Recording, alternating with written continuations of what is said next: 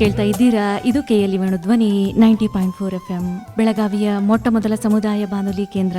ನಮ್ಮ ಇಂದಿನ ಮಹಿಳಾ ವೇದಿಕೆ ಕಾರ್ಯಕ್ರಮಕ್ಕೆ ಎಂದಿನಂತೆ ಪ್ರೀತಿಯ ಸ್ವಾಗತ ಕೋರ್ತಾ ಇದ್ದೀನಿ. ನಾನು ಅನುಪಮ. ನಮ್ಮ ಇಂದಿನ ಕಾರ್ಯಕ್ರಮದಲ್ಲಿ ನಮ್ಮೊಂದಿಗಿರುವಂತಹ ಅತಿಥಿಗಳು ಡಾಕ್ಟರ್ ಭವ್ಯ ಅಶೋಕ್ ಸಂಪ್ಗಾರ್ ಅವರು. ಇವರು MBBS ಪದವೀಧರೆ. ಪ್ರಸ್ತುತ ಹೆಲ್ತ್ ಕೇರ್ ಮ್ಯಾನೇಜ್ಮೆಂಟ್ ನಲ್ಲಿ MBA ಮಾಡುತ್ತಿದ್ದಾರೆ. ಸಿವಿಲ್ ಆಸ್ಪತ್ರೆ ಬೆಳಗಾವಿಯಲ್ಲಿ TB ನಿಯಂತ್ರಣ ಯೋಜನೆಯಡಿಯಲ್ಲಿ ವೈದ್ಯಾಧಿಕಾರಿಯಾಗಿ ಸೇವೆಯನ್ನ ಸಲ್ಲಿಸ್ತಾ ಇದ್ದಾರೆ. ಇವರ ಮತ್ತೊಂದು ವಿಶೇಷತೆ ಅಂದ್ರೆ ಇವರಲ್ಲಿ ಕವಿಯಿತ್ರಿ, ಕತೆಗಾರ್ತಿ, ನಾಟಕಗಾರ್ತಿ, ನಿರೂಪಕಿ ಮತ್ತು ಸಾಮಾಜಿಕ ಭಾಷಣಗಾರ್ತಿಯೂ ಹೌದು. ಅನೇಕ ಪ್ರಶಸ್ತಿಗಳನ್ನು ಕೂಡ ಇವರು ಪಡೆದಿದ್ದಾರೆ. ಇವರು ರಚಿಸಿದ ಕವನಗಳು, ಕತೆಗಳು ಪತ್ರಿಕೆಗಳಲ್ಲಿ ಪ್ರಕಟವಾಗಿವೆ. ಇವರು ಒಬ್ಬ ಶ್ರದ್ಧಾ ಭಾವನೆಯ ಕಲಾವಿದರು ಹೌದು. ಮೇಡಮ್ ನಮಸ್ತೆ, ಕಾರ್ಯಕ್ರಮಕ್ಕೆ ಪ್ರೀತಿಯ ಸ್ವಾಗತ. ನಮಸ್ತೆ ಮೇಡಮ್, ಇವಾಗ ಸಾಮಾನ್ಯವಾಗಿ ಬಾಲ್ಯ ಅಂತ ನೆನಪು ಮಾಡ್ಕೊಂಡಾಗ ತಮ್ಗೆ ಏನ್ ನೆನಪಾಗುತ್ತೆ ಬಾಲ್ಯದ ಬಗ್ಗೆ? ನನ್ನ ಬಾಲ್ಯ ಅಂತ ನಾನು ನೆನ್ಪು ಮಾಡ್ಕೊಳ್ಳೋದಾದ್ರೆ, ನನ್ನ ಹುಟ್ಟೂರು ಚಿಕ್ಕಮಗಳೂರು ಡಿಸ್ಟ್ರಿಕ್ಟ್ ಅಜ್ಜಂಪುರ ಅಂತ ಹೇಳಿ, ಇವಾಗ ಅದು ತಾಲೂಕಾಗಿದೆ. ಅಲ್ಲಿ ನನ್ನ ಬಾಲ್ಯ ಅಂತ ಅಂದರೆ, ನನ್ನ ತಂದೆನ ನಾನು 1.5 ವರ್ಷಕ್ಕೇ ಕಳ್ಕೊಂಡೆ. ಸೊ ನನ್ನ ತಂಗಿ 1 year ಸಣ್ಣವಳು ನನಗಿಂತ. ಅವಳು ಕೂಡ ಆಕಸ್ಮಿಕವಾಗಿ ಡೆತ್ ಆಯಿತು. ಸೊ ಈಗ ಎರಡೆರಡು ಡೆತ್ ನೋಡಿದ ಫ್ಯಾಮಿಲಿ ಏನಾಗ್ಬಿಡತ್ತೆ, ಓವರ್ ಪ್ರೊಟೆಕ್ಟಿವ್ ಆಗಿಬಿಡತ್ತೆ. ಸೊ ಹಾಗಾಗಿ ಏನಾಗಿತ್ತು, ಒಂದು ಕ್ಲೋಸ್ಡ್ ಎನ್ವಿರಾನ್ಮೆಂಟಲ್ಲೇ ನನ್ನ ಬಾಲ್ಯ. ಜಾಸ್ತಿ ನಾನು ಹೊರಗಡೆ ಆಟ ಆಡಿದ್ದು, ತುಂಟಾಟ ಮಾಡಿದ್ದು ಅದೆಲ್ಲ ನೆನಪಿಲ್ಲ ನನಗೆ ಬುಕ್ಸ್ಗಳೇ ಜಾಸ್ತಿ ಸಂಗಾತಿ. ಹಾಗಾಗಿ ಒಂದು 7ನೇ ಕ್ಲಾಸ್ ಬರೋದ್ರೊಳಗೆ ನನ್ನ ಕಲೆಕ್ಷನಲ್ಲಿ ಅರೌಂಡ್ 200+ ಬುಕ್ಸ್ ಇತ್ತು. ಸೊ ನನ್ನ ಬುಕ್ಸೇ ನನ್ನ ಜಾಸ್ತಿ ಇದು. ಮತ್ತೆ ಇನ್ನೊಂದು ಬಾಲ್ಯದ ನೆನಪು ನಾನು ನೆನೆಸ್ಕೋಬೇಕು ಹೇಳ್ಬೇಕಂತಂದ್ರೆ, ನನ್ನ ಅಜ್ಜ, ತಂದೆಯ ತಂದೆ, ಅವರು ಶಿವಮೂರ್ತಪ್ಪ ಅಂತ ಹೇಳಿ KB ರಿಟೈರ್ಡ್ ಜೂನಿಯರ್ ಇಂಜಿನಿಯರ್ ಇದ್ರು. ನಾನು ಓದೋದಕ್ಕೆ ಮೊದಲನೇ ಅಡಿಪಾಯ ಅಂದ್ರೆ ಅವರಿಂದಾನೇ. ಎಷ್ಟು ಬುಕ್ಸ್ ಕೇಳಿದ್ರು ಬೇಡ ಅಂತ ಹೇಳ್ತಿರ್ಲಿಲ್ಲ. ಅವ್ರ ಜೊತೆ ಕೈ ಹಿಡ್ಕೊಂಡು ದಾವಣಗೆರೆ ಹೋಗೋದು ಅನ್ನೋದೇ ಒಂದು ದೊಡ್ಡ ನೆನಪು, ನನ್ನ ಬಾಲ್ಯದ ನೆನಪನ್ನ ಹೇಳೋದು. ಹೋದ್ರೆ ಅಲ್ಲಿ ರೈಲ್ವೆ ಸ್ಟೇಷನ್ ಅಲ್ಲಿ 2 ಬುಕ್ಸ್ ಶಾಪ್ಸ್ ಇರ್ತಿತ್ತು. ಈ ಕಡೆ 3 ಬುಕ್ಸ್, ಆ ಕಡೆ 3 ಬುಕ್ಸ್. ವಾಪಸ್ ಬರ್ತಾ ಅದನ್ನ ಓದ್ಕೊಂತ ಬರೋದು. ಇಷ್ಟೇ ಜಾಸ್ತಿ ನನ್ನ ಬಾಲ್ಯದ ನೆನಪುಗಳು ನೀವು ಕೇಳ್ತಾ ಹೋದ್ರೆ. ಆದ್ರೆ ನೆಕ್ಸ್ಟ್ ಏನಂತಂದ್ರೆ, ನನ್ನ ಸ್ಕೂಲ್ ನೆನಪುಗಳಿದಾವೆ. ಅಲ್ಲಿ ಹೆಚ್ಚಾಗಿ ಓದೋದ್ರ ಜೊತೆಗೆ, ಓದ್ನಲ್ಲಿ ಅಬ್ವಿಯಸ್ಲಿ ಮುಂದಿದ್ದೆ, ಬಟ್ ಅದ್ರ ಜೊತೆಗೆ ನಮಗೆ ಜಾಸ್ತಿ ರಂಗಭೂಮಿಗೆ ಆಗ್ಲಿ, ಸಾಹಿತ್ಯಕ್ಕೆ ಆಗ್ಲಿ, ಭಾಷಣಗಳಿಗೆ ಆಗ್ಲಿ ಬಹಳ ಒಂದು ಪ್ರೇರಣೆ ಇರ್ತಿತ್ತು ಅಲ್ಲಿ. ಅದಕ್ಕೆ ಜಾಸ್ತಿ ಎಂಫಸಿಸ್ ಕೊಡ್ತಿದ್ರು ಅವರು, ಎಂಫಸೈಸ್ ಮಾಡ್ತಿದ್ರು. ಸೊ ಹಾಗಾಗಿ ನಂದು ಇದ್ರ ಜೊತೆನೇ ಒಡನಾಟ ಬಾಲ್ಯ ಅಂತ ನೆನೆಸ್ಕೊಳ್ಳೋದಾದ್ರೆ.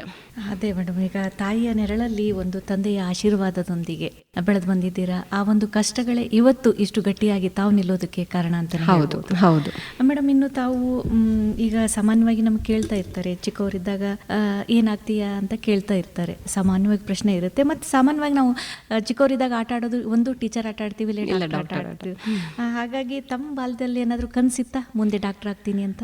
ನನಗೆ ಡಾಕ್ಟರ್ ಆಗೋ ಕನಸಿರ್ಲಿಲ್ಲ, ಟೀಚರ್ ಆಗೋ ಕನಸು ಬಹಳ ಇತ್ತು. ನನಗೆ ಸೈನ್ಸ್ಗಿಂತ ನಂದು ಜಾಸ್ತಿ ಇಂಟ್ರೆಸ್ಟ್ ಇದ್ದಿದ್ದೆ ಕನ್ನಡ ಮತ್ತೆ ಸೋಷಿಯಲ್ ಸ್ಟಡೀಸ್, ಹಿಸ್ಟ್ರಿ.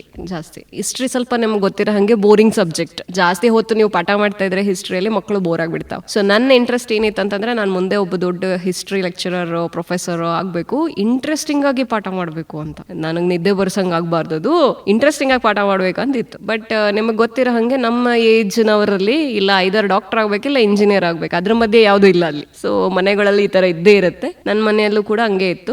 10th ಅಲ್ಲಿ ಜಾಸ್ತಿ ಮಾರ್ಕ್ಸ್ ಬಂದ್ರೆ ಸೈನ್ಸು, ಇಲ್ಲ ಅಂದ್ರೆ ಆರ್ಟ್ಸ್ ಅಂತ ಹೇಳಿದ್ರು. ಬಟ್ ಆಲ್ರೆಡಿ ಎಕ್ಸಾಮ್ ಬರ್ದಾಗ್ಬಿಟ್ಟಿತ್ತು ಅವಾಗ. ಸೊ ಆಬ್ವಿಯಸ್ಲಿ ಜಾಸ್ತಿ ಮಾರ್ಕ್ಸ್ ಬಂತು, ಸೈನ್ಸಿಗೆ ದಬ್ಬಿಟ್ರು.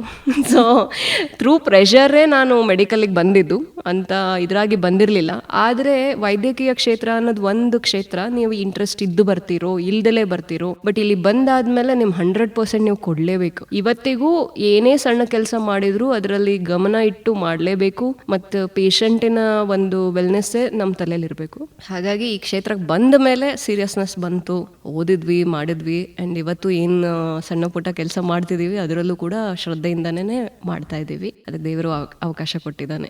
ಈಗ ಆಸಕ್ತಿ ಇಲ್ಲದೆ ಆಯ್ದುಕೊಂಡ ಕ್ಷೇತ್ರ ಅಂದ್ರೆ ವೈದ್ಯಕೀಯ ಕ್ಷೇತ್ರ.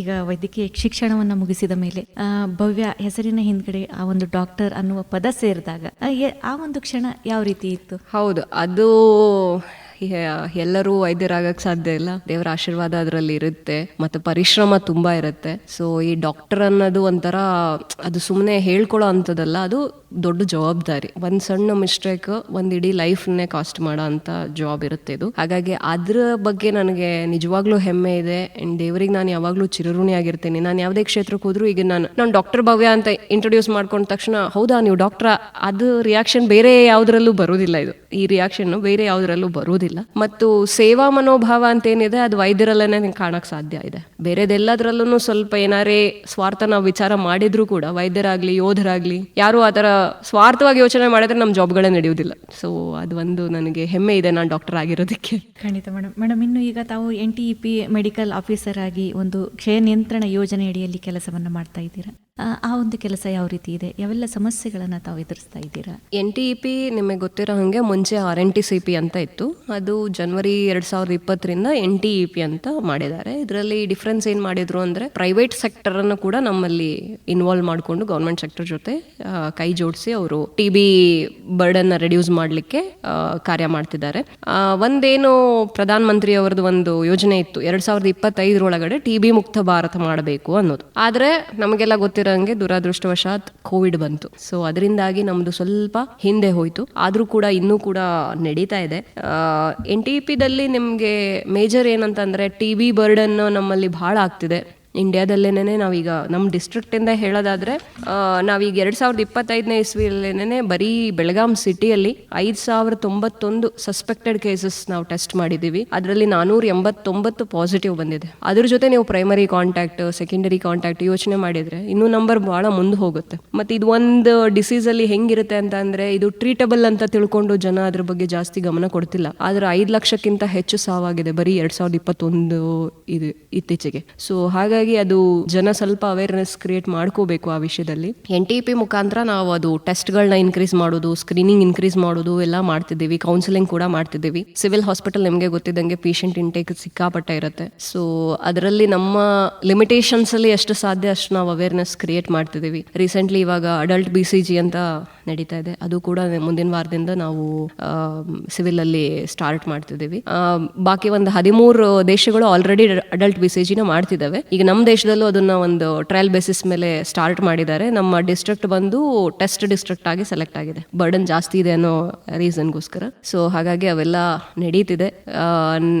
ಜನನೂ ಕೂಡ ಅದ್ರ ಬಗ್ಗೆ ಅವೇರ್ನೆಸ್ ತಗೋಬೇಕು. TB ಬಗ್ಗೆ ನನ್ನ ಕೈಲಾದಷ್ಟು ನಾನು ಅದನ್ನ ಟ್ರೈ ಮಾಡ್ತಿದ್ದೀನಿ.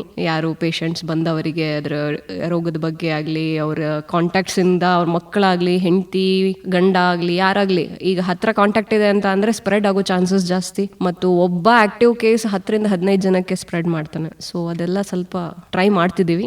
ನೋಡ್ಬೇಕು ಮುಂದಿನ ದಿನಗಳಲ್ಲಿ ಇನ್ನ ಜಾಸ್ತಿ ಮಾಡಬೇಕು. ನಮ್ಮ district tuberculosis officer doctor Chandni Devadi ma'am ಅಂತಿದ್ದಾರೆ. ಅವರು ಕೂಡ ಬಹಳ ಸಪೋರ್ಟ್ ಮಾಡ್ತಾರೆ. ಸಿವಿಲ್ ಹಾಸ್ಪಿಟಲ್ ಬೇಸ್ಡ್ ಏನೇನು ಟೆಸ್ಟ್ಸ್ ನಡೀತಾ ಇದೆ ಅದೆಲ್ಲದಕ್ಕೂ ಕೂಡ ಅವರ ಒಂದು ಮಾರ್ಗದರ್ಶನ ಕೂಡ ತುಂಬಾ ಇದೆ. ಮೇಡಮ್, ಇನ್ನೀಗ ಕೊರೋನಾ ನಂತರದ ದಿನಗಳಲ್ಲಿ ಈ TB ನಿಯಂತ್ರಣದಲ್ಲಿ ತಾವು ಗಮನಿಸಿದಂತೆ ಏನಾದರೂ ಬದಲಾವಣೆ ಏನಾದರೂ ಆಗಿದೆಯಾ? ಅದೇ ಈಗ ಹೇಳಿದಾಗೆ 2025 TB ಮುಕ್ತ ಭಾರತ ಮಾಡಬೇಕಿತ್ತು ನಾವು.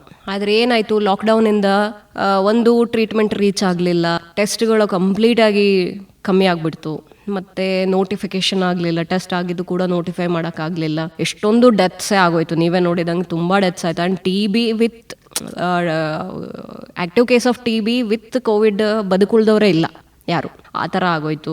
ಬಹಳ ನಂಬರ್ ಡೌನ್ ಆಗಿದೆ. ಈಗ ನೆಕ್ಸ್ಟ್ ನಾವು ಏನು ಪ್ಲಾನ್ ಇದೆ ಅಂತಂದರೆ 2030 ಅಟ್ಲೀಸ್ಟ್ ನಾವು ಅದನ್ನು TB ಮುಕ್ತ ಭಾರತನ ನಾವು ಅಚೀವ್ ಮಾಡಬೇಕು ಅನ್ನೋದಿದೆ. ಅದರಿಂದಾಗಿ ನಾವು ಆ ನಿಟ್ಟಿನಲ್ಲಿ ಕೆಲಸ ಮಾಡ್ತಿದ್ದೀವಿ. ಈಗ ಬೆಳಗಾಮಲ್ಲಿ ಅರೌಂಡ್ 172 ಗ್ರಾಮ ಪಂಚಾಯತಿ TB ಫ್ರೀ ಅಂತ ಡಿಕ್ಲೇರ್ ಆಗಿದೆ ನಮ್ಮಲ್ಲಿ. ಅದರಲ್ಲಿ 165 ಬ್ರಾನ್ಸ್ ಮೆಡಲ್ ತಗೊಂಡಿದ್ದಾರೆ ಗ್ರಾಮ ಪಂಚಾಯತಿಗಳು. ಮತ್ತೆ 7 ಗ್ರಾಮ ಪಂಚಾಯತಿಗೆ ಸಿಲ್ವರ್ ಮೆಡಲ್ ಬಂದಿದೆ. ನಡೀತಾ ಇದೆ, ಇನ್ನೂ ಜಾಸ್ತಿ ಆಗಬೇಕು. ಧ್ವನಿ ಧ್ವನಿ ಇದು ನಮ್ಮ ಧ್ವನಿ, ಕೇಳಿ ಕನಸು ನನಸದ ವೇಣು ಧ್ವನಿ, ವೇಣು ಧ್ವನಿ. ಸ್ನೇಹಿತರೆ, ನೀವು ಕೇಳ್ತಾ ಇದ್ದೀರಾ KLE ವೇಣುಧ್ವನಿ 90.4 FM ಕಾರ್ಯಕ್ರಮವಿದು ಮಹಿಳಾ ವೇದಿಕೆ. ನಮ್ಮ ಕಾರ್ಯಕ್ರಮದಲ್ಲಿ ಇರುವಂತಹ ಅತಿಥಿಗಳು ಡಾಕ್ಟರ್ ಭವ್ಯ ಸಂಪ್ಗಾರ್ ಅವರು. ಮೇಡಮ್, ಇನ್ನು ಸಾಧಾರಣವಾಗಿ ಒಂದು ಮಾತಿದೆ, ಡಾಕ್ಟರ್ಸ್ ಕನ್ನಡದಲ್ಲಿ ಸ್ವಲ್ಪ ವೀಕು, ಕನ್ನಡ ಬಹಳ ಕಡಿಮೆ ಅವ್ರು ಬಳಸೋದು ಅಂತ ಹೇಳ್ತಿರ್ತಾರೆ. ಆದರೆ ತಮ್ಮ ವಿಷಯದಲ್ಲಿ ಹಾಗಲ್ಲ. ಕಾರ್ಯಕ್ರಮದ ಆರಂಭದಲ್ಲೇ ಹೇಳಿದೆ ತಾವೊಬ್ರು ಕವಿಯಿತ್ರಿ ಅಂತೇಳಿ, ಸಾಹಿತ್ಯ ಅಂತ ಹೇಳಿದೆ. ಈಗ ಸಾಹಿತ್ಯ ಪ್ರಿಯರು ಈಗ ಅಂದ್ರೆ ಎತ್ತಡ ಮಾಮರ ಎತ್ತಣಕ್ಕೆ ಹೋಗಿಲ್ಲ, ಹೇಗೆ ಸಾಹಿತ್ಯದಲ್ಲಿ ಪ್ರೀತಿ ಬಂದದ್ದು ಹೇಗೆ? ಸಾಹಿತ್ಯ ಪ್ರೀತಿ ನನಗೆ ಮೊದಲಿಂದನೂ ಇದ್ದಿದ್ದು. ಹಾಗೆ ಸಾಹಿತ್ಯ ಅನ್ನೋದು ಒಂದು ವಿಷಯ ತಗೊಂಡ್ರೆ ಯಾರು ಕಲಿಸ್ಲಿಕ್ಕೆ ಸಾಧ್ಯ ಇರೋದಿಲ್ಲ. ಅದು ದೇವರೇ ಕೊಡೋ ಅಂಥದ್ದು ಒಂದು ಕಲೆ. ನನಗೂ ಹಾಗೇನೆ.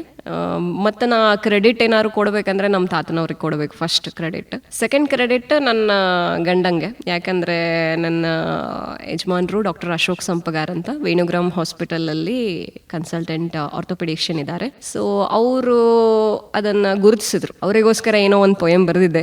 ಸೊ ಅದನ್ನ ನೋಡಿ ಇದು ಇದೆಯಲ್ಲ, ಈ ಥರ ಟ್ಯಾಲೆಂಟ್ ಇದೆಯಲ್ಲ, ಸುಮ್ಮನೆ ಯಾಕೆ ವೇಸ್ಟ್ ಮಾಡ್ತೀಯಾ, ಬರೀ ಅಂತೇಳಿ ಅವರಿಂದ ಶುರುವಾಗಿದ್ದದು. ಓದ್ಕೊಂತ ಏನಾದರೂ ಬರ್ಕೊಂತ ಟ್ರೈ ಮಾಡಲಿಕ್ಕೆ ಅವರೇ ಒಂದು ಪ್ರೇರಣೆ, ಮೊದಲ ಪ್ರೇರಣೆ ಅವ್ರದ್ದೇನೆ. ಈಗ ಮೇಡಮ್, ತಾವು ಕವನಗಳನ್ನು ಬರೀತೀರಾ ಅಂತ ಹೇಳಿದ್ರಿ, ಸಾಕಷ್ಟು ಕವಿಗೋಷ್ಠಿಗಳಲ್ಲಿ ಭಾಗವಹಿಸಿರ್ಬಹುದು. ಆ ಒಂದು ಅನುಭವ ಯಾವ ರೀತಿ ಇರುತ್ತೆ ಅಂತ? ಕವಿಗೋಷ್ಠಿ ನನ್ನ ಪ್ರಕಾರ ಬಹಳ ಇಂಪಾರ್ಟೆಂಟ್. ಯಾಕಂದರೆ ಬರೆಯೋದೇನಿರುತ್ತೆ ನಮ್ಮ ಆಸಕ್ತಿಗೆ, ನಮ್ಮ ಒಂದು ಒಳಗೆ ಏನು ನಾವು ಫೀಲ್ ಆಗ್ತಿರ್ತೀವಿ ಅದನ್ನು ಅನುಭವನ ನಾವು ಗೀಚ್ಬಿಡ್ತೀವಿ. ಆದರೆ ನಮ್ಮ ಎದುರಿಗಿದ್ದವರು ಅದನ್ನು ಅಪ್ರಿಷಿಯೇಟ್ ಮಾಡ್ತಿದ್ದಾರಾ ಇಲ್ವಾ ಅನ್ನೋದು ತಿಳಿಯೋದಿರುತ್ತಲ್ಲ, ಅದು ಹೆಚ್ಚಿನ ಸಾಹಿತ್ಯಕ್ಕೆ ಒತ್ತು ಕೊಡುತ್ತೆ. ಪ್ರೋತ್ಸಾಹ ಕೊಡುತ್ತೆ. ಈಗ ಕವಿಗೋಷ್ಠಿಗಳಲ್ಲಿ ಏನಾಗುತ್ತೆ, ನೀವು ಓದ್ತಾ ಇರ್ತೀರಾ, ಎದುರುಗಡೆ ಇದ್ದವರು ರಿಯಾಕ್ಷನ್ ಕೊಡ್ತಾ ಇರ್ತಾರೆ. ಸೊ ನನ್ನ ಕವನಕ್ಕೆ ಆ ತಾಕತ್ತು ಇದೆಯಾ ಇಲ್ವಾ ಅನ್ನೋದು ಅಲ್ಲಿ ಗೊತ್ತಾಗ್ಬಿಡತ್ತೆ. ನಾನು ಬರೀತಾ ಇರೋದು ಒಳ್ಳೆ ರೀತಿಯಲ್ಲಿ ಹೋಗ್ತಿದೆಯೋ ಇಲ್ವೋ ಏನು ಅಂತ. ಎರಡನೇದು, ಕವನಗಳನ್ನು ಬರೆಯೋದಷ್ಟೇ ಅಲ್ಲ, ಓದೋದು ಕೂಡ ಒಂದು ಕಲೆ. ಅದು ಭಾವ ತುಂಬಿ ಓದಬೇಕು. ಅದು ಓದಿದಾಗ್ಲೇನೆ ಅದಕ್ಕೆ ಕರೆಕ್ಟ್ ಆದಂಥ ವ್ಯಾಲ್ಯೂ ಸಿಗಕ್ಕೆ ಸಾಧ್ಯ. ಇಲ್ಲಾಂದ್ರೆ ನೀವು ಎಷ್ಟೇ ಚೆನ್ನಾಗಿರೋ ಕವನ ಬರೆದ್ರು ಓದುಗರನ್ನ ಒಪ್ಸಕ್ಕೆ ಸಾಧ್ಯ ಆಗೋದಿಲ್ಲ, ಅಥವಾ ಯಾರು ಕೇಳ್ತಾರಲ್ಲ ಶ್ರೋತೃಗಳನ್ನ ಒಪ್ಸಕ್ಕೆ ಸಾಧ್ಯ ಆಗೋದಿಲ್ಲ. ಆ ನಿಟ್ಟಿನಲ್ಲಿ ಕವಿಗೋಷ್ಠಿಗಳು ಬಹಳ ಇಂಪಾರ್ಟೆಂಟ್ ಆಗ್ತವೆ. ಆಮೇಲೆ ಒಂದು ರೆಕಗ್ನಿಷನ್ ಅನ್ನೋದು ಒಂದು ಬೇಕು. ಇವ್ರು ಬರೀತಾರೆ ಅಂತ ರೆಕಗ್ನಿಷನ್ ಸಿಗೋದೇ ಈ ತರ ಗೋಷ್ಠಿಗಳಲ್ಲಿ ಅಂತ ನನ್ನ ಭಾವನೆ. ಮೇಡಮ್, ಈಗ ಸಾಕಷ್ಟು ಕವಿಗೋಷ್ಠಿಗಳಲ್ಲಿ ಭಾಗವಹಿಸಿದ್ದೀರಾ. ತಮಗೆ ಅತ್ಯಂತ ಸಂತೃಪ್ತಿ ತಂದು ಕೊಟ್ಟಂತಹ ಕವಿಗೋಷ್ಠಿ ಅಂದ್ರೆ ಯಾವುದು? ನನಗೆ ರೀಸೆಂಟ್ಲಿ ಈಗ ಬಸವ ಜಯಂತಿ ನಿಮಿತ್ತ ಬೈಲಹೊಂಗಲದಲ್ಲಿ ನಡೀತು ಒಂದು ಕವಿಗೋಷ್ಠಿ.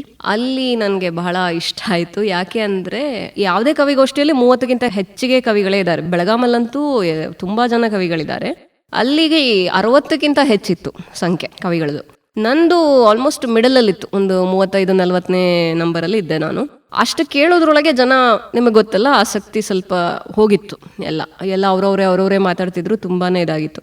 ನಾನು ಕವನ ಓದೋದಕ್ಕೆ ಸ್ಟಾರ್ಟ್ ಆದ ತಕ್ಷಣ ಪಿನ್ ಡ್ರಾಪ್ ಸೈಲೆನ್ಸ್ ಆಗಿಬಿಡುತ್ತೆ. ಸೊ ಆ ರಿಯಾಕ್ಷನ್ ಹೇಳುತ್ತೆ ದಟ್ ನಿಮ್ಮ ಕವನ ಚೆನ್ನಾಗಿದೆ, ಓಕೆ, ಒಪ್ಪಿದ್ದಾರೆ ಜನ ಅಂತ ಹೇಳಿ. ಸೊ ನನಗೆ ಅದು ಆ ಪಿನ್ ಡ್ರಾಪ್ ಸೈಲೆನ್ಸ್ ಏನಿದೆಲ್ಲ, ಅದು ಐ ಥಿಂಕ್ ನನ್ನ ಲೈಫಲ್ಲಿ ನಾನು ಮರೆಯೋಕ್ಕಾಗದೇ ಇರೋವಂಥ ರಿಯಾಕ್ಷನ್. ಅದು ನಂಗೆ ಭಾಳ ಇಷ್ಟ ಆಗಿದ್ದು, ನೆನಪಲ್ಲಿ ಉಳಿಯೋ ಅಂಥದ್ದು. ಈಗ ನಮಗಾಗಿ ಕವನ ವಾಚನ ಅಂದರೆ ಯಾವ ಒಂದು ಕವನವನ್ನು ವಾಚನ ಮಾಡ್ತೀರಾ? ನೀವು ಅವಾಗಲೇ ಕೇಳಿದ್ರಿ, ಅದು ಫಸ್ಟ್ ಬರೆದಂಥ ಕವನ ಯಾವುದು, ನನ್ನ ಹಸ್ಬೆಂಡ್ಗೆ ಇಷ್ಟ ಆದಂಥ ಕವನ ಅಂತ. ಅದನ್ನೇ ಹೇಳೋಣ ಅಂತ ಮಾಡಿದೆ. ಹೀಗೊಂದು ಸೋಲು ಅಂತ ನಾನು ಅದಕ್ಕೆ ಶೀರ್ಷಿಕೆ ಕೊಟ್ಟಿದ್ದು. ನಿಮಿಷಕ್ಕೆ 100 ಮಾತಾಡೋ ನಾನು ನಿನ್ನೆದುರು ಮೌನಿಯಾದೆ. ನಮ್ಮ ನಡುವೆ ಮಾತು ಮೂಕವಾದಾಗ ಪ್ರೇಮಿಯಾದೆ. ಇಂದಿಗೂ ಅದೇ ಸಂದೇಹ, ಸೋತಿದ್ದೆಲ್ಲಿ ನೀನೇ ಸೋತರೂ ಶರಣಾದವಳು ಮಾತ್ರ ನಾನು. ಇದು ಆ ಕವನ, ನಾನು ಫಸ್ಟ್ ಬರೆದಿದ್ದಂಥ ಕವನ. ಇದನ್ನು ಓದಿನ ಅವರು ಓಕೆ, ಇದೆ, ಸ್ವಲ್ಪ ಟ್ಯಾಲೆಂಟ್ ಇದೆ, ಚೂರು ಟ್ರೈ ಮಾಡಿದರೆ ಏನಾದರೂ ಒಂದು ಸಾಧನೆ ಮಾಡಲಿಕ್ಕೆ ಸಾಧ್ಯ ಇದೆ ಅಂತ ಅವ್ರು ಗುರುತಿಸಿದ್ದು. ಅಂದರೆ ಮೊದಲನೆಯ ಕವನನೇ ಇಷ್ಟು ಪ್ರಬುದ್ಧವಾಗಿ ಬರೆದ್ರೆ ಮತ್ತೆ ಉಳಿದಂತಹ ಕವನ ವಾಚನದಲ್ಲಿ ಬಹುಮಾನವನ್ನು ಪಡೆದಂತಹ ಕವನಗಳು ಯಾವ ರೀತಿ ಇರ್ಬೋದು? ಮತ್ತೊಂದು ಕವನ ವಾಚನ ಅಂದರೆ? ಇನ್ನೊಂದು ಕವನ ವಾಚನ ಭೂತಾಯಿ ಅಳಲು ಅಂತ. ಭೂಮಿ ತಾಯಿ, ಆಕೆಯ ಮಗ ಅಂದರೆ ರೈತ. ಅವನು ಸಾವಿನ ಕುಣಿಕೆಯಲ್ಲಿದ್ದಾಗ ಆಕೆಯ ಫೀಲ್ ಏನಿರುತ್ತೆ ಅನ್ನೋದ್ರ ಬಗ್ಗೆ ಇದು ಒಂದು ಕವನ. ನಿನ್ನ ಕೊರಳದುವೆ ಸಾಲದ ಉರುಳಿನಲ್ಲಿ ನೇತಾಡುವಾಗ ಭೂತಾಯಿ ತಾನು ಹಣೆ ಬಡಿದು ಅತ್ತಾಳು. ತಾಯವಳು ಮಡಿಲ ಮೆತ್ತೆಯಲ್ಲಿ ತೂಗಿ ಬೆಳೆಸಿದವನ ಸಾವ ಹೆಂಗಾರ ಕಂಡಾಳು. ರವಷ್ಟು ನಿಮಿಷ ಕೊಡಬಹುದಿತ್ತು ನೀನವಳಿಗೆ. ಮಳೆ ಸುರಿಸಿ ಬೆಳೆ ಬರಿಸಿ ನಿನ್ನೊಡಲ ಬೇಗೆಯನು ನೀಗುತ್ತಿದ್ದಳೇನೋ. ಕಾಯಬಹುದಿತ್ತು ಕ್ಷಣವಾದರೂ ಸತ್ತ ಪ್ರಜೆಗಳು ಏಳುವವರೆಗೆ, ನಿನ್ನುಳಿವಿಗೆ ಹೋರಾಡುವವರೆಗೆ. ಏನಾದರೇನು ಎಲ್ಲವೂ ಮುಗಿಯಿತಿನ್ನು, ದೇಶಕ್ಕೆಲ್ಲ ಅನ್ನವಿಕ್ಕಿದವನ ದೇಹ ಮಣ್ಣಾಯಿತಿನ್ನು. ಮೇಡಮ್, ಇನ್ನು ತಾವು ಕವಿಗೋಷ್ಠಿಗಳಲ್ಲಿ ಹಾಗೆಯೇ ಸಭೆ ಸಮಾರಂಭಗಳಲ್ಲಿ ಅನೇಕ ವ್ಯಕ್ತಿಗಳನ್ನು ಮತ್ತು ಸಾಹಿತಿಗಳನ್ನು ಪರಿಚಯ ಮಾಡ್ಕೊಳ್ತೀರಾ. ಅವರೊಂದಿಗಿನ ಒಡನಾಟ ಹೇಗೆ ಒಬ್ಬ ಆರಂಭದಲ್ಲಿ ಬರೆಯುವಂತಹ ಕವಿಗೆ, ಲೇಖಕನಿಗೆ ಯಾವ ರೀತಿ ಸಹಕಾರಿಯಾಗುತ್ತೆ ಅಂತ? ನನಗೆ ಬೆಳಗಾವಿ ಜಿಲ್ಲೆಯ ಬಗ್ಗೆ ಹೇಳೋದಾದರೆ ನಿಜವಾಗಿಯೂ ಇಲ್ಲಿನ ಸಾಹಿತಿಗಳು ಬಹಳ ಸಪೋರ್ಟಿವ್ ಇದ್ದಾರೆ. ಅಂದರೆ ನೀವು ಹೊಸದಾಗಿ ಹೋಗಿ ಅಲ್ಲಿ ನಿಂತರೂ ಕೂಡ ನಿಮ್ಮಲ್ಲಿ ಟ್ಯಾಲೆಂಟ್ ಇದೆ ಅನ್ನೋದನ್ನು ಅವರೇನು ಫಸ್ಟೇ ನೋಡೋದಿಲ್ಲ. ನೀವು ಬರೀತೀನಿ ಅನ್ನೋ ಇಂಟ್ರೆಸ್ಟ್ ಇದ್ರೆ ಸಾಕು, ಅವರು ಏನು ಬರೀತಿದ್ದೀರಾ, ಹೇಗೆ ಬರೀತಿದ್ದೀರಾ ಅಂತ. ನನ್ನ ಸಾಹಿತ್ಯ ಲೋಕದ ಒಂದು ಪರಿಚಯ ಹೇಗಾಯಿತು ಅಂದರೆ, ನಾನು ನಿಮಗೆ ಹೇಳಿದಾಗೆ ನನ್ನ ಹಸ್ಬೆಂಡ್ ಸ್ವಲ್ಪ ಎಲ್ಲ ಪುಷ್ ಮಾಡಿದ್ರು ಹಿಂಗೆ ಹೋಗು ಅಂತ. ಸೊ ಆವಾಗ ನಮಗೆಲ್ಲ ಮೊಬೈಲೇ ಅಲ್ಲ ಫ್ರೆಂಡ್. ಸೊ ಹಾಗಾಗಿ ಮೊಬೈಲಲ್ಲಿ ಕಂಡಿಡ್ಕೊಂಡಂಥ ಒಂದು ಗ್ರೂಪ್ ಅಂದರೆ ಬೆಳಗಾವಿ ಬುಕ್ ಕ್ಲಬ್ ಅಂತ ಇದೆ.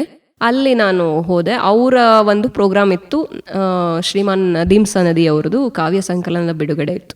ಅದು ನನ್ನ ಮೊದಲನೇ ಸಾಹಿತ್ಯದ ಪ್ರೋಗ್ರಾಮ್. ಅಲ್ಲಿ ಹೋದಾಗ ನನ್ನ ಪಕ್ಕದಲ್ಲಿ ಕುಳಿತಿದ್ದವರು ಅಚಾನಕ್ಕಾಗಿ ಡಾಕ್ಟರ್ ಅರ್ಚನಾ ಅತನಿ ಮೇಡಮ್ ಅಂತೇಳಿ, ಅವರು ಕೂಡ ಸಾಹಿತಿ. ಅವರಾಗಲಿ ನದೀಮ್ ಸನದಿಯವರಾಗಲಿ ನನ್ನನ್ನು ಯಾವತ್ತೂ ನೋಡಿದವರಲ್ಲ, ನನ್ನ ಬಗ್ಗೆ ಕೇಳಿದವರಲ್ಲ, ನಾ ಯಾರಂತಾನೆ ಗೊತ್ತಿಲ್ಲ ಅವರಿಗೆ. ಸ್ಟಿಲ್ ನಾ ಬರೀತೀನಿ ಅನ್ನೋದು ಗೊತ್ತಾಗಿದ ತಕ್ಷಣ ನನ್ನ ಕವನಗಳನ್ನ ನೋಡಿದ್ರು, ಓದಿದ್ರು. ಇಲ್ಲ ನೀನು ಬರಬೇಕು, ಅದೇನಾಗತ್ತೆ ನೀನಾಗೆ ಓದಿ ಬರೆಯೋದು ಅಲ್ಲೇ ಉಳ್ಕೊಳ್ಳುತ್ತೆ. ಸಾಹಿತ್ಯಿಕ ಪ್ರಪಂಚದ ಒಡನಾಟ ಆದಂಗೆ ನಿಮ್ಮ ಕವನಗಳಲ್ಲಿ ಕೂಡ ಶಕ್ತಿ ಹೆಚ್ಚಾಗತ್ತೆ. ಬರೆಯೋದ್ರದ್ದು ಇಂಟ್ರೆಸ್ಟ್ ಆಗಲಿ ಅಥವಾ ವಿಷಯ ಆಗಲಿ ಎಕ್ಸ್ಪ್ಯಾಂಡ್ ಆಗುತ್ತೆ ಅನ್ನೋದನ್ನು ಅವರು ನದೀಮ್ ಸನದಿಯವರೇ ಆಗಲಿ, ಅರ್ಚನಾ ಮೇಡಮೇ ಆಗಲಿ, ಈಗ ನಾನು ಬೆಳಗಾವಿ ಜಿಲ್ಲಾ ಲೇಖಕಿಯರ ಸಂಘದ ಆ್ಯಕ್ಟಿವ್ ಮೆಂಬರ್ ಇದ್ದೀನಿ, ಅಲ್ಲಿ ಕೂಡ ಆಶಾ ಎಮ್ಕನಮರಡಿ ಮೇಡಮ್ ಅವರಾಗಲಿ ಬಹಳ ಒಂದು ಪ್ರೋತ್ಸಾಹ ಕೊಡ್ತಾರೆ. ಇಂದಿರಾ ಮೇಡಮ್ ಇದ್ದಾರೆ, ಇಂದಿರಾ ಮೊಟ್ಟೆಬೆನ್ನೂರು ಮೇಡಮ್, ಮತ್ತು ಶಾಲಿನಿ ಚಿನವಾರ್ ಅಂತಿದ್ದಾರೆ, ಸುನಂದ ನಂದಣ್ಣವರ್ ಅಂತಿದ್ದಾರೆ. ಇವರೆಲ್ಲರ ಒಂದು ಪ್ರೋತ್ಸಾಹ ಇದರೊಳಗಡೆ ಭಾಳ ಇದೆ. ಬೆಳಗಾವಿ ಜಿಲ್ಲಾ ಲೇಖಕಿಯರ ಸಂಘದ ಅಧ್ಯಕ್ಷರಿಂದ ಹಿಡಿದು ಸುಮನ್ ಕಿತ್ತೂರ್ ಮೇಡಮ್ ಅವರಿಂದ ಹಿಡಿದು ಪ್ರತಿಯೊಬ್ಬರು ಅಷ್ಟೇನೆ, ಏನು ಬರೋದ್ರು ಅದೊಂದು ಗ್ರೂಪ್ ಇದೆ, ಅದರಲ್ಲಿ ಶೇರ್ ಮಾಡಿದರೆ ಸಾಕು, ಪ್ರತಿಯೊಬ್ಬರು ಮೆಸೇಜ್ ಮಾಡ್ತಾರೆ, ಇದು ಚೆನ್ನಾಗಿದೆ, ಇದರಿಂದ ಈ ಥರ ಚೇಂಜ್ ಮಾಡ್ಬೋದು, ಈ ಥರ. ಸೊ ಆಮೇಲೆ ಇನ್ನೊಬ್ರದ್ದು ಹೆಸರು ನಾನು ಹೇಳಬೇಕು, ವೈಎಂ ಯಾಕೊಳ್ಳಿ ಅಂತ ಹೇಳಿ, ಸವದತ್ತಿ ತಾಲೂಕಿನವರವರು, ಅವರು ಕೂಡ ದೊಡ್ಡ ಸಾಹಿತಿ. ಅವರು ಅಷ್ಟೇ ಅಚಾನಕ್ಕಾಗಿ ಈ ಥರ ಗ್ರೂಪ್ಗಳಲ್ಲಿ, ವಾಟ್ಸಪ್ ಗ್ರೂಪ್ಗಳಲ್ಲಿ ಪರಿಚಯ ಆದಂಥವ್ರು. ಇವತ್ತಿಗೂ ನಾನು ಒಂದು 4 ಲೈನ್ ಬರೆದ್ರು ನಾನು ಅವ್ರಿಗೆ ಕಳಿಸಿ ಅವ್ರು ಒಪ್ಪಿದ್ರೆ ನಂಗೊಂಥರ ಖುಷಿ ಆಗುತ್ತೆ. ಓ ಸಾಕು, ಪ್ರೈಸ್ ಬರುತ್ತೋ ಬಿಡುತ್ತೋ, ಯಾಕೊಳ್ಳಿ ಅವ್ರು ಒಪ್ಪಿದ್ರಲ್ಲ ಅಂತ. ಆ ಟೈಪು ಈ ಒಂದು ಜಿಲ್ಲೆಯ ಒಡನಾಟ, ಸಾಹಿತ್ಯಿಕ ಒಡನಾಟ ಮತ್ತು ಪ್ರೋತ್ಸಾಹ ಯುವ ಸಾಹಿತಿಗಳಿಗೆ ಆ ರೀತಿ ಒಂದು ವೇದಿಕೆ ಕೊಟ್ಟಿದ್ದಾರೆ. ನಾನು ಅದಕ್ಕೆ ಚಿರಋಣಿಯಾಗಿರ್ತೀನಿ ನನ್ನ ಜೀವನ ಪೂರ್ತಿ. ಈಗ ಮೇಡಮ್, ತಮಗೆ ಅನೇಕ ಪ್ರಶಸ್ತಿಗಳು ಬಂದಿದೆ, ಹಾಗೆಯೇ ಅಭಿಮಾನದಿಂದ ಜನ ಕೂಡ ತಮ್ಮನ್ನು ಈಗ ಗುರುತಿಸ್ತಾ ಇದ್ದಾರೆ. ಈ ಒಂದು ಅನುಭವ ಹೇಗಿದೆ ಅಂತ? ಅದರ ಬಗ್ಗೆ ಹೇಳಬೇಕಂದ್ರೆ, ಈಗ ಏನೋ ಒಂದು ಕನಸು ಕಾಣ್ತೀವಿ, ಅದು ನನಸಾದಾಗ ಎಷ್ಟು ಖುಷಿ ಆಗುತ್ತಲ್ಲ, ಅದೇ ರೀತಿ ಖುಷಿನೇ ನಾನು ಈಗ ಅನುಭವಿಸ್ತಾ ಇರೋದು. ಚಿಕನ್ನಲ್ಲಿನೇ ಬಿಟ್ಟು ಹೋಗಿದಂಥ ಒಂದು ನನ್ನೊಳಗಿದ್ದಂಥ ಕಲೆ ಮತ್ತೆ ವಾಪಸ್ ರೆಕಗ್ನೈಸ್ ಆಯಿತು.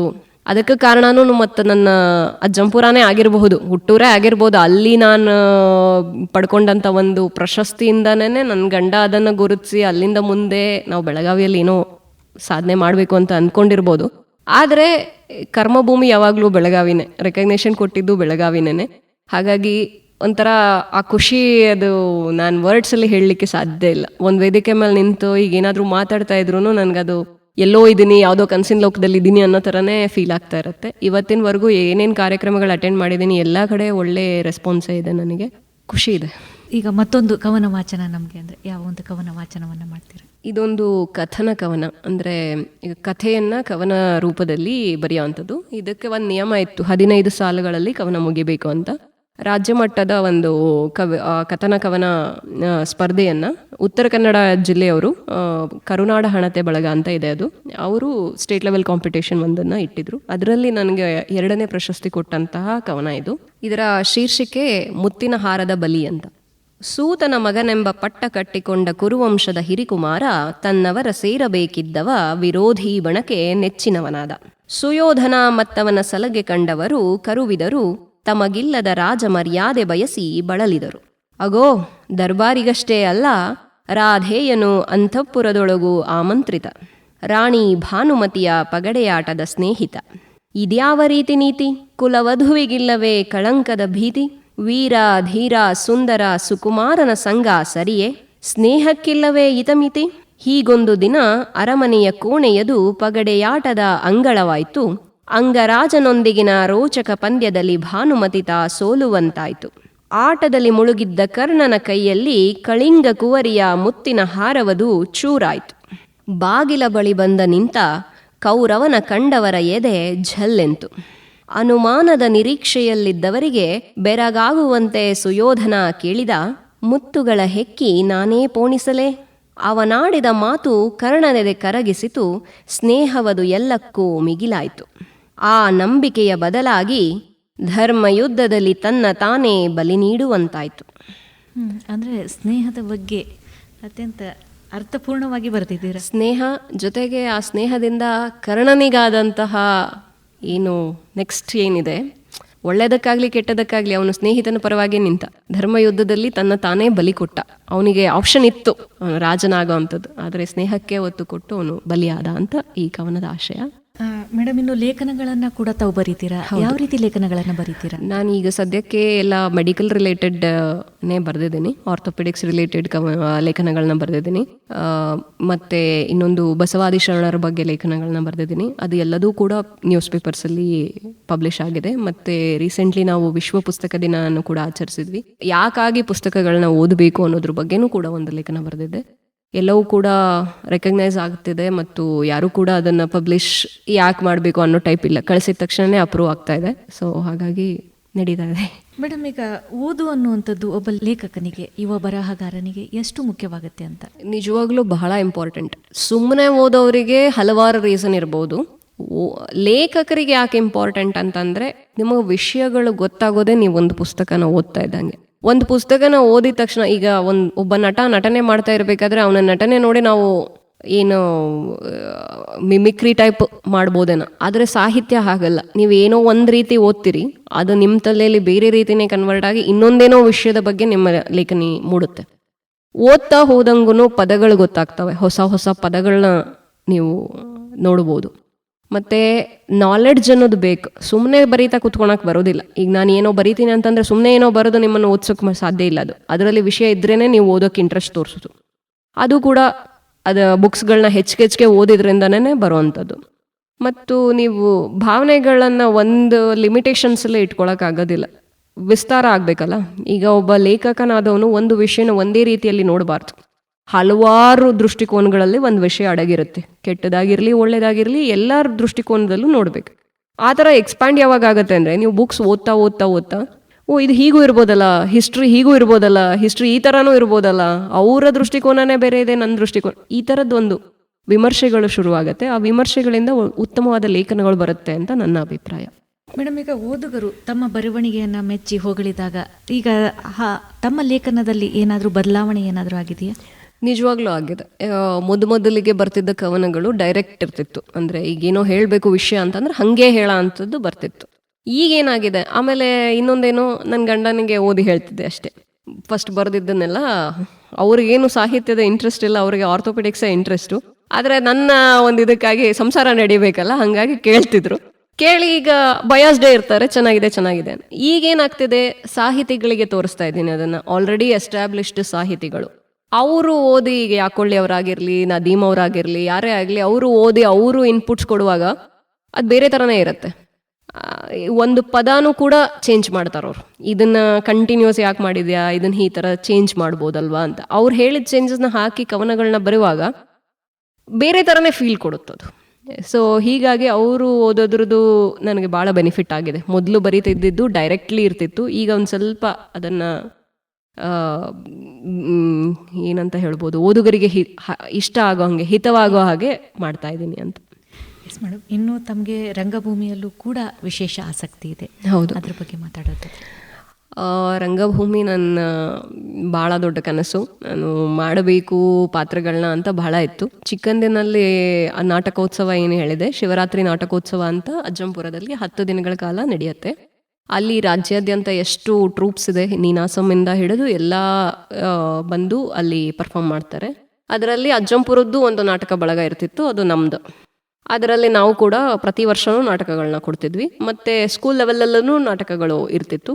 ಹೀಗಾಗಿ ಅದು ನನಗೆ ಬಹಳ ಇಷ್ಟವಾದಂಥ ಒಂದು ಕ್ಷೇತ್ರ.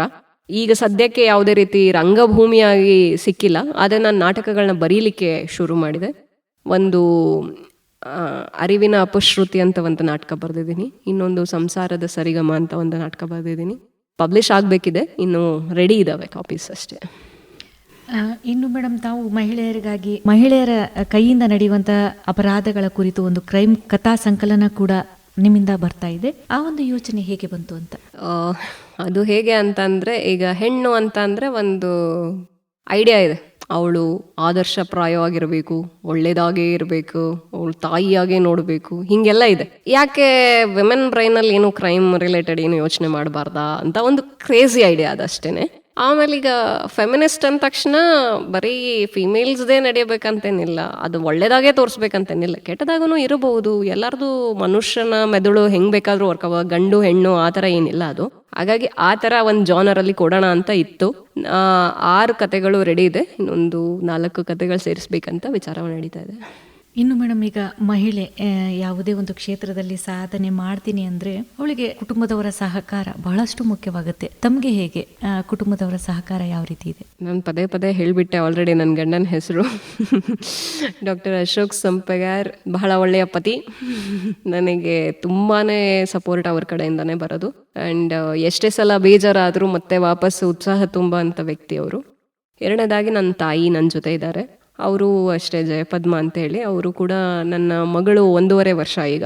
ಅವಳು ಹುಟ್ಟಿದ ಮೇಲೇ ನಂದು ಜಾಸ್ತಿ ಆ್ಯಕ್ಟಿವ್ ಆಗೋಯ್ತು. ಹೊರಗಡೆ ಹೋಗೋದಾಗ್ಲಿ, ಫಂಕ್ಷನ್ಸ್ ಆಗಲಿ, ಇದು ಸಾಹಿತ್ಯಿಕ ಪ್ರೋಗ್ರಾಮ್ಗಳಾಗಲಿ ಭಾಳ ಸ್ಟಾರ್ಟ್ ಆಯಿತು. ಅಷ್ಟು ಸಣ್ಣ ಮಗುನೂ ಕೂಡ ಅವರು ಜಾಸ್ತಿ ತಲೆ ನನಗೆ ಇದು ಮಾಡಿದೆ.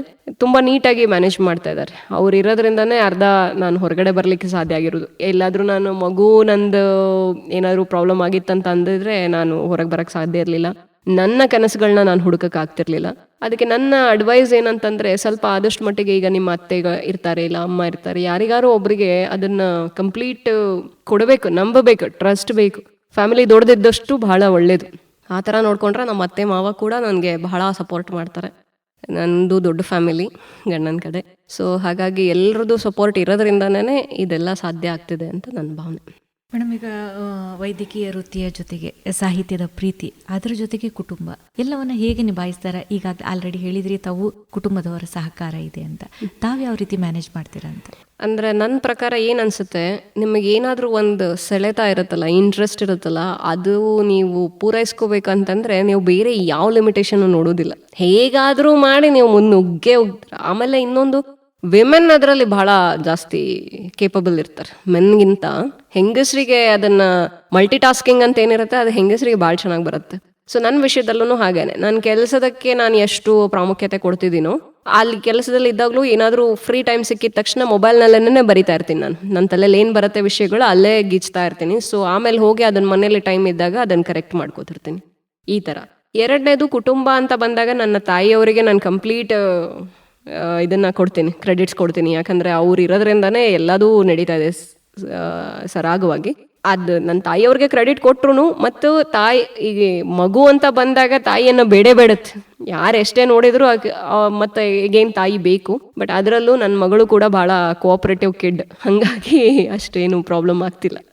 ಮೇಡಮ್, ಈಗ ತಮ್ಮ ಮುಂದಿನ ಕನಸುಗಳೇನು, ಯೋಜನೆಗಳೇನು? ಈ ಒಂದು ವೈದ್ಯಕೀಯ ಕ್ಷೇತ್ರದಲ್ಲಾಗಿರ್ಬೋದು ಅಥವಾ ಸಾಹಿತ್ಯ ಕ್ಷೇತ್ರದಲ್ಲಾಗಿರ್ಬೋದು.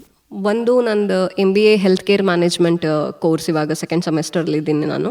ಮ್ಯಾನೇಜ್ಮೆಂಟ್ ಅಂತ ಬಂದಾಗ ಲೀಡರ್ಶಿಪ್ ಸ್ಕಿಲ್ಸ್ ಅದೆಲ್ಲ ಇಂಪಾರ್ಟೆಂಟ್ ಆಗುತ್ತೆ. ನನ್ನಲ್ಲಿ ಅದೆಲ್ಲ ಇದೆ ಅಂತ ನನ್ನ ಭಾವನೆ. ಹಾಗಾಗಿ MBA ಮಾಡ್ತಾ ಇದ್ದೀನಿ. ಮುಂದಿನ ಯೋಜನೆಗಳು ಆ ಒಂದು ಡಿಗ್ರಿ ಮೂಲಕ ಏನಾದರೂ ಒಂದು ಲೆವೆಲ್ ರೀಚ್ ಆಗಬೇಕು, ಅಡ್ಮಿನಿಸ್ಟ್ರೇಟಿವ್ ಲೆವೆಲಲ್ಲಿ ರೀಚ್ ಆಗಬೇಕು ಅನ್ನೋದು ನನ್ನ ಯೋಜನೆ.